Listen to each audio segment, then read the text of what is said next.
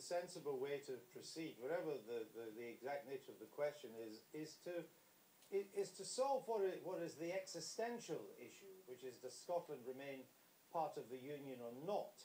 If it votes not to be part, then that remains for the terms of severance to be negotiated. If it votes to stay part, then you can come back to the issue of what the nature of that union should be. Wouldn't that be a mature way to proceed?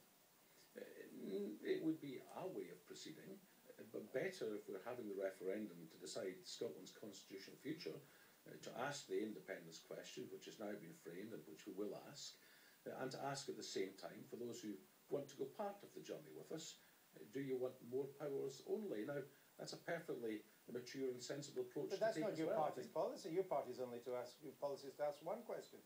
That's absolutely right, but we do recognise... So why are you arguing for two? We do recognise a body of opinion, Andrew, who wants to go further where we are at the moment, but not to independence. And it's right to test that democratically against the people's will as it is to test independence. This is just sheer opportunism, Mr. Hosey, isn't it? You're feared, to use a good Scottish word. You're feared. You'd lose a yes-no. So you want to put in so you get 70% of the cake instead of none. I'm absolutely confident we'll win the yes case, Andrew. You know, I've been in politics long enough. So stick with it one question. Well, I've explained why we're having two. It's a democratic principle. Let's test that against public opinion as well. But Mr. Hosey, you can still come back to that. A huge issue is whether you're going to break up the United Kingdom. Scotland becomes a separate state with its own seat in the UN and all, though not in NATO, you don't want to join that. All of that.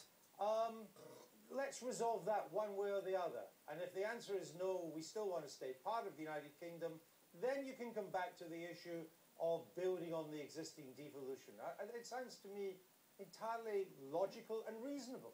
Well, the independence question will be settled, Andrew. There will be an independence question. You know, you're asking why we're doing two. Let me ask the question a slightly different way. The Liberals claimed to believe in federalism in 1914. Why are they so afraid to put federalism to the people in 2014? Let's test these opinions against public opinion and see who wins. I'm confident independence will win, but the people will decide, not the House of Lords. All right, but you have never put anybody in.